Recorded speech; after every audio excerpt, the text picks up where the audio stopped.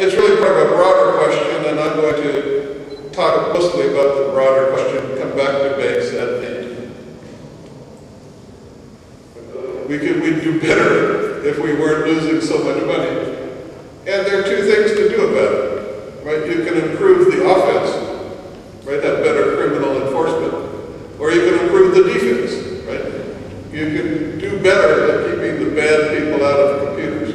So I'm going to talk about the defensive side, right? Doing better about keeping bad people out of our computers so we can do better at preventing crime, in particular financial crime. Now, there's a natural reaction. If you ask, well, I'm talking to a group of lawyers. I used to be a philosophy professor before I changed over to the dark side. But if you ask lawyers about this, lawyers always come up with one answer: make him liable for negligence. Right? That's the natural suggestion. We can't defend ourselves, so why not make the businesses do a better job of defending us? And the same thing happens with banks. Right? That's the constant call. Whenever you have some financial loss to third parties from access to a bank network, there goes up a cry for negligence liability for banks. And same around the world. And here's the argument, very natural argument, right? Third party losses rarely cause losses. Here's the problem, right? Third party losses rarely cause losses to the banks. So what do the banks do, right? The banks are profit-making, or business networks generally, are profit-making entities.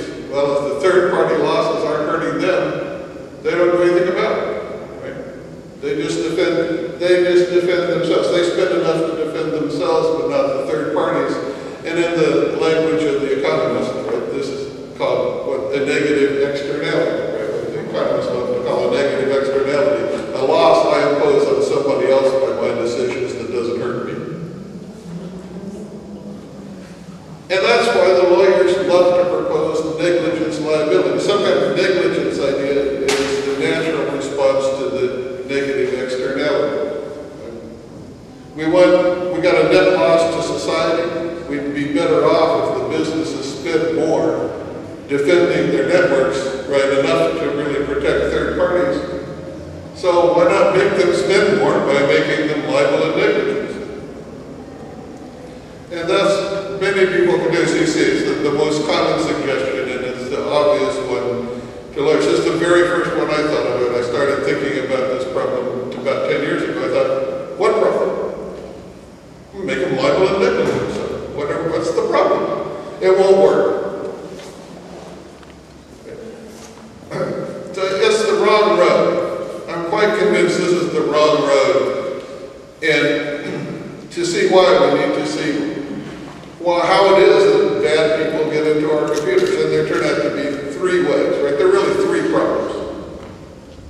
Right? Software, inadequate defense against malware, and inadequate network defense. And in the interest of time, I'm going to talk mostly about software and I'll skip over the malware part. Right? So there are the three causes. Most people have focused on that one, right? The negligence theory focuses on the network defense. Naturally, bad people get in. Let's make it harder to get into the place they get into. Right? But I'm going to talk mostly about the other two. And that's my question is, once we take care of the other two, do we have a problem about the third one? Once we take care of bad software and bad defense against malware, viruses, worms, and Trojans, bad stuff. Once we take care of the other two, do we have any serious problem left over for network defense? And my answer is going to be, gee, it's too early to tell, but probably not. So software is awful. Right? The software has it makes it way too easy for people to get into our computers, right? The way we currently develop software. And you can see I have a quote from Richard C. Clark was the advisor to the first George Bush, the second George Bush, Clinton, and Obama on cybersecurity. So I figured you knew something. So vulnerable software is the software problem. Vulnerabilities are just features of software that hackers can exploit to get into our computers or computer networks. And the problem is that at least the mass market software has way too many vulnerabilities. And say, well, why? What's the problem? And the problem is us. We want it that way. Getting rid of the vulnerabilities, getting rid of the features that makes it easy to get into the computers requires a more expensive, longer development time. Right? So, and it can make the software much harder to use. Well, what about us? We're not willing to pay extra money for the more secure software, and boy, we don't want software that's hard to use. So what's the profit-making strategy for the software developer? Give us what we want. Right? We demand low-price, lousy software, and that's what they give us. So there are two solutions, right? There are two ways to solve this. You can change the behavior of the software developers, or you can change our behavior. Now, the standard suggestion here is exactly the same as the network defense suggestion. It's exactly the same as the problem we started with. Make the developers liable in negligence for vulnerabilities. And that, I'm going to argue, won't work, and the argument generalizes to our other problems. The other solution is change the buyer's behavior. Make us demand more secure software. If we demanded more secure software, they may be happy to give it to us. They only care about making money. So here's the problem with negligence, right? See the problem? What negligence will do is take care of the red part, right? And what we need to do is take care not just of egregiously bad actions. We need to take care of the stuff that's mediocre, right, in the middle, that negligence won't handle. And I skipped why I forgot to explain to you why negligence would take care of the middle. Because of the industry standard defense. What happens when you sue a software developer for bad software? Right? You've got to show that they acted unreasonably. And they say, well, we acted like everybody else in the industry. Right? Industry standard defense. We said, well, we did what everybody else in the industry did.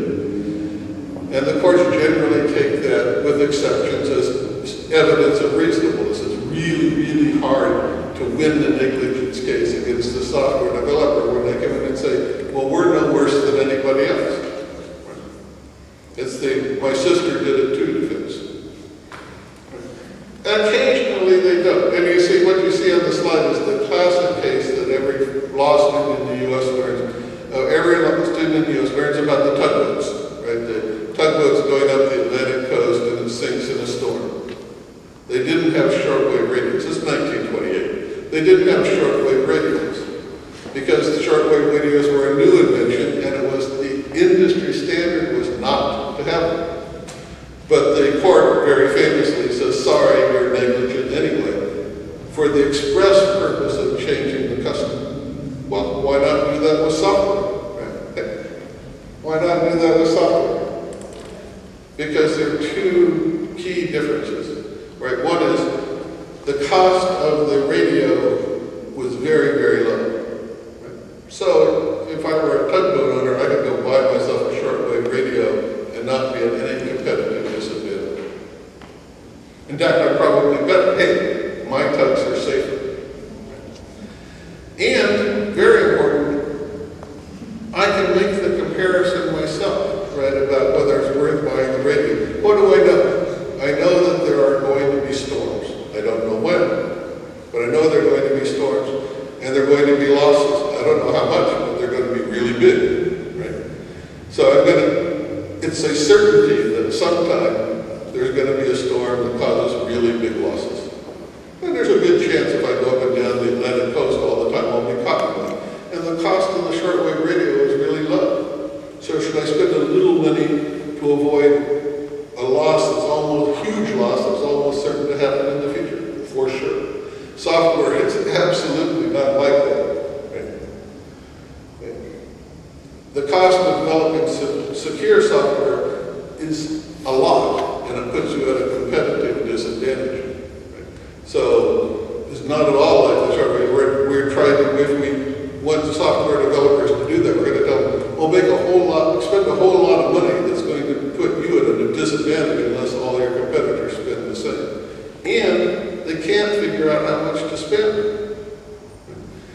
You can, the losses are spread over millions of people worldwide. They vary greatly with the circumstances and with the use of the software, and they're extraordinarily difficult to calculate. The one thing we do know, they're really big. They're in the billions somewhere, right? That's what we know.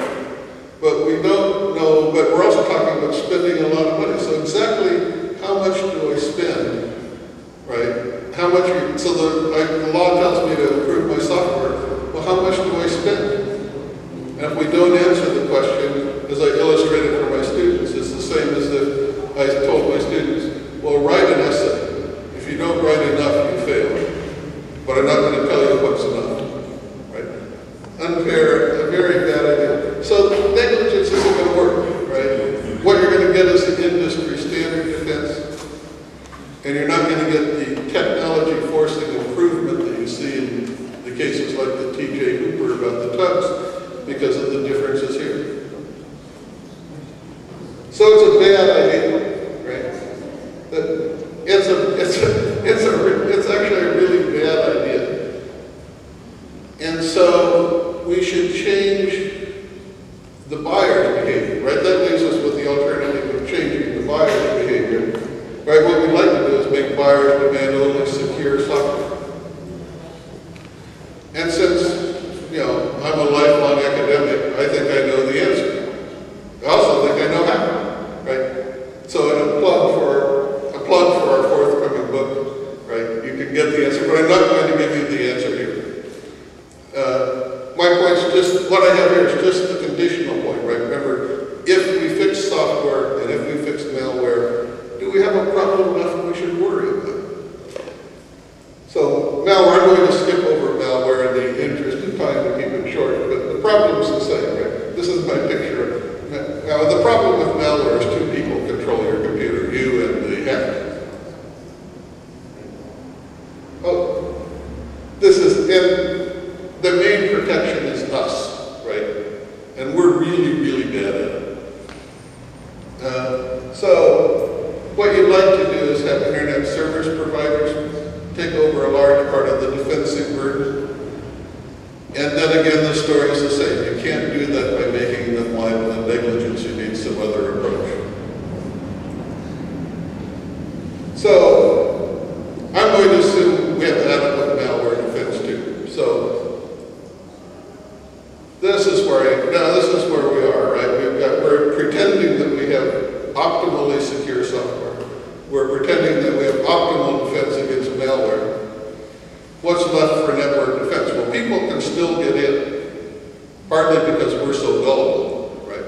And it's really easy. I lost my password. I don't know what to do. I'm on vacation. My boss is going to kill me if I don't finish the report. My wife's going to be upset. Don't ruin my vacation. Just give me my password, will you please? Oh, sure, I'll help you out, buddy. Right? And then there are other ways to get, people will still need network defense. But this is my problem. If we fix the other two, do we have anything left to worry about? And I think it's too early to tell. Right? But here are my conclusions, right? In general, we need an approach that doesn't rely so heavily on reasonableness, right? That's the problem with negligence. You've got to act reasonably. I'm industry standard defense. I act the same way as everybody else. That generally works because of the peculiar features of the technology involved in all these cases. You don't get the technology forcing the custom change that you see in the tugboat case. So we need some other approach. And, as you can see from the slide, reasonableness is the approach. You read, it's not just the doctrine of negligence, you read all the statutes, at least all the statutes I read in the U.S., they all end up with, you read, what am I supposed to do? And then at the end, it's buried in there somewhere, it's, we'll take reasonable steps. And then you look for okay, what does that mean? You look for what that means, and they don't tell you. There's very good reason they don't tell you, because they can't. Right? We need some other approach.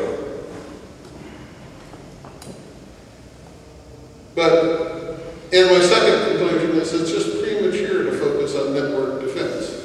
Right? So, in our response to financial crimes in the relative relatively easy access criminals have to financial networks, I think that it's a mistake to try to say, gee, we've got to improve the defense of those networks with special laws.